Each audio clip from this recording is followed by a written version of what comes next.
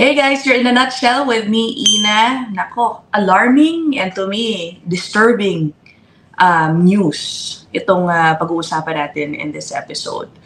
I think this is, further proof kung paano inabuso ang International Student Program ng mga tinatawag na bad actors. Yan ang term na madalas natin naririnig sa mga news report. Dahil sa pang-aabusong ginawa sa mga international student, mga ganitong problema ang nangyayari. Itong mga abusadong agents, recruiters, hindi sinasabi sa mga international students ang talagang kailangan nilang gawin to prepare themselves as international students in Canada. Hindi nila sinasabi kung paano mag-prepare financially. Hindi siguro ini-inform sa cost of living na dapat paghandaan. Kaya pagdating dito ng mga kawawa namang uninformed international students, kung ano-ano siguro ang napapasok ng ilan out of desperation to, survive. Ay nako. Mga abusadong mga agents na syempre recruit padala ng estudyante sa Canada para lang kumita. They don't care for the welfare of the students once they get to Canada. Anyway, okay, sige, puntahan na natin itong report na ito. Ano nga ba ito? Hindi ko man lang sinabi, no? Prostitution for rent. Or ako, simply put, sex for rent. No? Yung prostitution for rent, yan po ay terminong hindi galing sa akin, galing mismo dun sa isang counselor, dyan po sa Brampton, Ontario.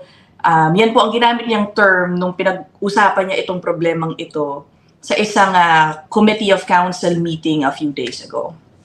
Sige, puntahan na natin yung article, ha? Yan. This is from the Toronto Sun. Female international students targeted for prostitution by Brampton landlords, according to a counselor, who, by the way, is a Filipina, yung counselor na kinukote dito sa report na yan. This report published September 10, 2024. Okay, itong sabi. A Brampton City Councilor claims that rental ads are exploiting desperate international students, particularly girls, and prostituting them for rent. Ay.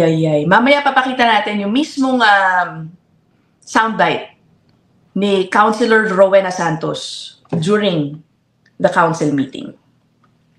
Ito sabi niya.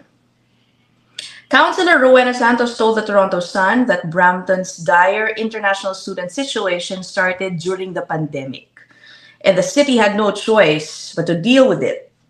Okay. By the way, ang Brampton talaga, a few months ago, na-report na ito I think it's one of 2 towns or places in Canada na may pinakamataas o may kilala sa may pinakamasamang housing o unsuitable housing for international students. I think the other one is in Surrey, British Columbia. Okay? Ito. She said that due to what she said is a lack of proper student housing in the city, they end up in these horrible situations where landlords are exploiting them. Ito, okay. Ads on Facebook Marketplace, Kijiji, and other classified sites have increasingly included friends with benefits as a so-called bonus for prospective tenants. Nakakaloka, bonus pa. Friends with benefits, no? Ay, naku, mamaya i-explain ko sa inyo yan. Ito na, ha? Ito ang nakakalungkot. My gosh. Because of cultural dynamics, many of these young women don't even understand sexuality, don't even understand consent. Some of them are completely inexperienced. So the term friends with benefits, according to this report, makes it even more horrible, especially if they're already struggling to find a place to live or the financial means to pay for it. Yan ang sabi ni Rowena Santos. She noted that some of these young women have ended up pregnant and don't know what to do because of the shame tied to it, so they don't want to go home. Worse yet, others are committing suicide and being shipped home in coffins. Sabi po yan ni Councilor Rowena Santos ng Brampton. Oh gosh. Pero sabi niya, these problems started during the pandemic. Ano na kaya, no? I mean, tapos na yung pandemic, nakailang taon ng pandemic. Sana action na naman na talaga nila ito, no? Along with the many other housing-related problems involving international students dyan sa Brampton and, in other areas din sana, no? puntahan natin yung soundbite ni Rowena Santos. Hindi nyo siya masyado makikita, pero marinig nyo yung boses siya. I believe siya yung nasa may nasa rightmost ng inyong frame, ha? Na babae, ng nakaputi. There's how to deal with this. But it is scary to hear Indus Community Services as well as PCHS tell us about the girls that they're seeing who are being prostituted for rental units. And even more so, those girls ending up being pregnant and ashamed or committing suicide. And so that's a separate issue that Councillor Brar and I are going to work on, but 100% support this, Councillor Keenan. Thank you very much. Thank you for bringing those Exhibit A to D to show with members of council and the public as well. So, that meeting happened less than a week ago, September 4. Oh, no, actually, exactly a week ago, September 4. Oh my gosh, diba? Ngayon, papakita ko sa inyo yung example ng isang ad. I think, hindi ko alam kung saan to pinost. Ano ba to? Facebook ba to? Or Kijiji? One of those sites. Just to give you an idea on how landlords try to bait these students na mga binibiktima nila. Ayan. I don't know if mapapalaki ko ba ito. Sorry guys, hindi ko mapalaki, hindi ako marunong. Okay. Tingnan nyo O, ito. Para sa isang, room sharing, okay? Room sharing sa Brampton. Description ang nakasulat sa pinakataas. Read carefully before messaging. Okay? Only for girls. Private or shared accommodation in a much affordable rent of just $300 Canadian. Oh, mura. Location, 5 minutes walkable distance dun sa isang sikat na mall dyan sa Brampton. Accommodation type, ito depende no kung magkano ang willing bayaran mo. Apartment na private or shared room as per preference. At may 1 room in a 2-bedroom. Okay? So, is available. May 3 options na binibigay dito sa mga potential tenants. Option 1, kung gusto mo ng private room daw, ayan, $500. Option 2, pwede ka makipag-share ng kwarto mo. Ayan, $300 per person, maximum 2 people in a room. Okay, okay. Dito na tayo sa rental option 3. Oh my. For those who are okay with friends with benefits relationship will get the below perks. Itong perks. Oh my God. Number 1, complete rent is free. Libre na yung rent. Tapos, food expenses are also free. Libre din ang pagkain. Number 3, I can spend $200 per month on shopping for you. Ano ba ito? Okay, friends with benefits. Nako, sabihin niya sana kung ano yung friends with benefits na yun. Ano ba yan? Okay, note 1. May note pa itong landlord. Okay, sa ilalim. In the second room, an Indian boy, me, may parenthesis, ako, is staying.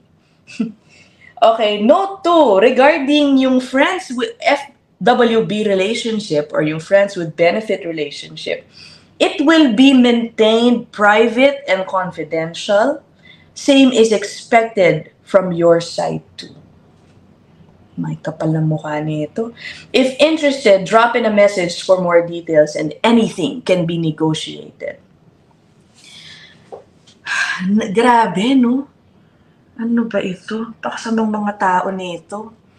Obviously, ay nako. Oh, by the way, this post was shared by at 6buzz TV. Dito yan sa Twitter ko nahanap, ano? Grabe, no? Oh my God. Dahil nga, siguro, ang taas kasi ng rent in many areas here. Masyadong mataas for international students. Dahil nga, kulang ang housing for them. Ngayon, napipilitan silang, sadly, siguro may pumapatol. Kasi may nababanggit na mga nabubuntis. Ang nakakalungkot din po dito, ang mahirap sa sitwasyong ito, according to the reports that I've read, is yung mga biktima, nahihiya silang mag-complain. They're afraid to come forward because of shame. of, I guess, nahiya sila sa pinasok nila and sa kung ano man pong nangyari sa kanila. Ay, nako. So anyway, nabanggit nga po kanina ni counselor dun sa report na nag-umpisa itong mga problemang ito nung pandemic. So I did a little research and found this article quoting naman an organization helping women in Toronto. Basically validating itong mga nangyayari din. Ito, mas mauna pang report ito. Ayun. So this one is from the PAI. June 2023 pa pala to. No, last year, bale. Okay. Canada, international students falling victim to sexual exploitation. And then the subheader reads, international students are falling victim to sexual exploitation and are being used to traffic drugs in the Greater Toronto Area, Canada, an NGO has said. O grabe, tinan mo, pati pagbebenta ng drugs, pinapasok na ng ilang mga estudyante dahil nga siguro hindi sila makasurvive dito.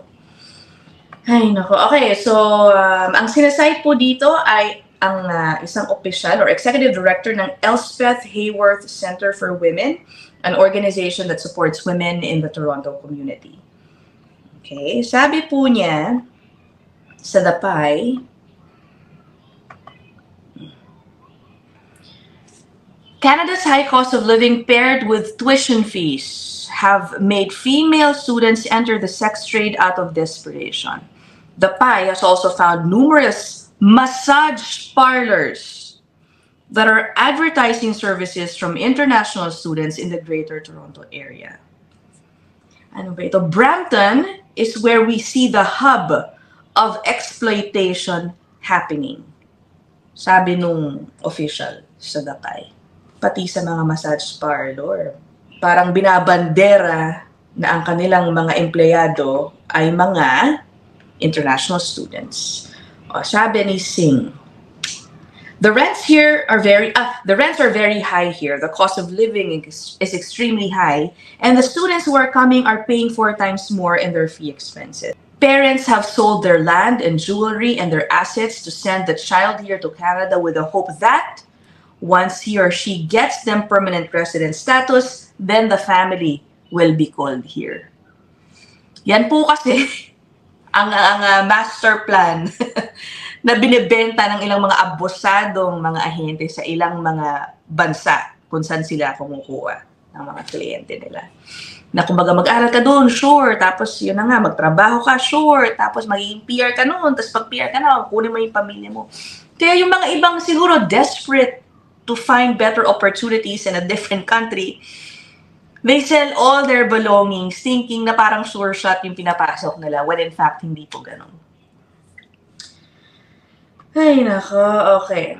Ito pa oh. They desire to have some money so that they could pay rent and have decent food and have a little bit of decent living. And out of desperation, the girls especially started to enter the sex trade.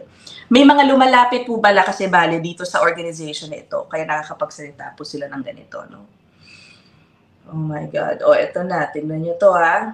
The PAI News has identified a number of massage parlors around Toronto are openly saying they use Indian students for sex work. 4 separate high street spas published adverts on escort and classified advert websites advertising escort and erotic massage services from Indian students. Nakasulat talaga sa mga advertisement nila, no? Singh told the PAI that in one of the Brampton hospitals, about 18 to 20 girls are going for abortions every month. Ay, nako po. Ano ba yan? Mahaba kasi po yung article, ano? Basahin lang natin yun. Ito na yung naunang binabanggit ni Councilor Santos, yung kanina natin na pag-uusapan. Sex for rent and exploitation. Elspeth Hayworth Center for Women has also become aware of landlords and employers who have exploited female students. Ito na, a 1-bedroom basement apartment is $1,600. The girls cannot afford it. They have to pay their fees. They have a limited income, and for them, it's very difficult to pay.